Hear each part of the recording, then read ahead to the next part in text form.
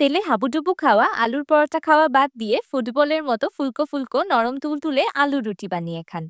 আমার রেসিপিটি হুবহু ফলো করলে প্রত্যেকটি রুটি একদম ফুটবলের মতো ফুলে উঠবে। আর রেসিপিটাও এত পানির মতো সহজ যে যে কেউ প্রথম চেষ্টাতেই তৈরি করতে পারবেন। আসসালামু আলাইকুম everyone, I am chef Ishika. Welcome back to আইফুড channel. ফুলকো ফুলকো আলু রুটি বানানোর জন্য প্রথমে একটি প্যানে দিয়ে দিচ্ছি 500 গ্রাম আলু।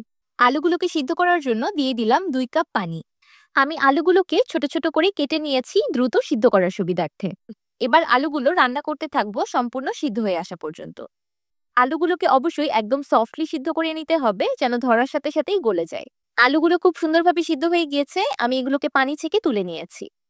এবার একটি পটেটো ম্যাশারের সাহায্যে আলুগুলোকে ম্যাশ করে নিচ্ছি। গরম থাকা অবস্থায় আলুগুলোকে ম্যাশ করে নেওয়ার চেষ্টা করবেন, এতে করে আলুগুলো খুব ফাইনলি ম্যাশ হবে।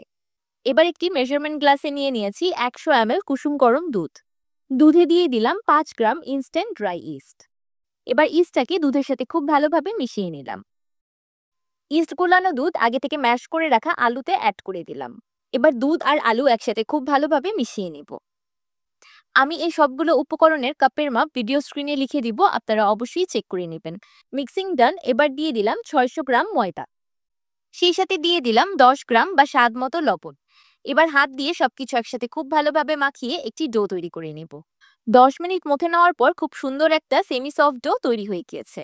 আপনারা যারা ময়দা খান না তারা এখানে রুটি খাওয়ার গমের আটাও ব্যবহার করতে পারবেন, কোনো অসুবিধা নেই।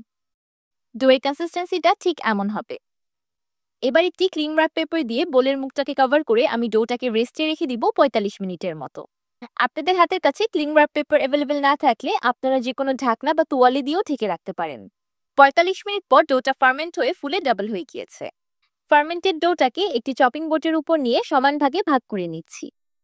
আমি ডোটাকে 13টি সমান ভাগে ভাগ করে নিয়েছি। আমি রুটিগুলোকে একটু বড় সাইজের বানাবো, তাই বড় করে লেচি কেটেছি। আপনারা যেই সাইজের রুটি বানাতে চান সেই সাইজের লেচি কেটে নিলেই হবে। এবার শুকনো ময়দা ডাস্ট করে একটি রুটি বেলে নিব।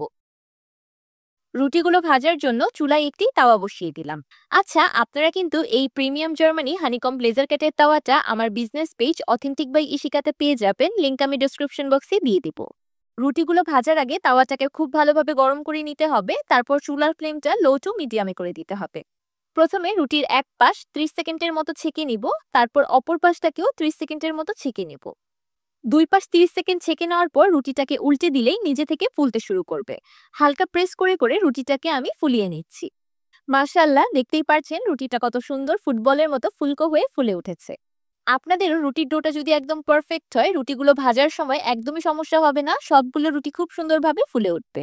একটি রুটি ভাজা হয়ে গিয়েছে, এবার আমি আপনাদেরকে আরেকটি রুটি ভেজে দেখাচ্ছি। আমি যে কয়টা রুটি বানিয়েছি সবগুলো রুটি মাশাআল্লাহ খুব সুন্দরভাবে ফুলেছে। তো তৈরি হয়ে গেল নরম তুলতুলে ফুলকো ফুলকো আলুর রুটি। আমি একটি একটি করে সবগুলো রুটি ভেজেছি, তার মানে এতক্ষণে রুটিগুলো ঠান্ডা হয়ে গিয়েছে।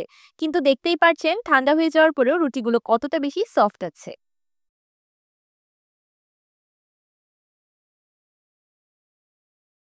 এবার আমি একটি রুটি ছিঁড়ে দেখাচ্ছি যে ভিতর থেকে কেমন হয়েছে। দেখতেই পারছেন রুটিগুলো ভাজার সময় এত সুন্দর করে ফুলার কারণে ভিতর থেকেও কতটা বেশি সুন্দর হয়েছে। আলু দিয়ে তৈরি করার কারণে এই পটেটো ব্রেডগুলোর স্বাদ সাধারণ রুটি থেকে অনেক আলাদা। সকালের নাস্তায় এমন গরম গরম ফুলকো ফুলকো আলুর রুটি হলে কিন্তু সাথে আর কিছুই লাগবে না। তাছাড়া যারা গরুর মাংস নেহারি বা পায়া দিয়ে খাওয়ার জন্য কোনো ভিন্ন ধরনের রুটির রেসিপি খুঁজছেন তাদের জন্য এই রেসিপিটা একদম পারফেক্ট। আমার আজকের এই পটেটো ফ্ল্যাট ব্রেড বা আলু রুটির রেসিপিটা আপনাদের কাছে কেমন লাগলো আমাকে অবশ্যই কমেন্ট করে জানাবেন। ভিডিওটি ভালো লাগলে একটি লাইক দিবেন আর আমার চ্যানেল সাবস্ক্রাইব করে আমার চ্যানেলের পাশেই থাকবেন। আল্লাহ হাফেজ।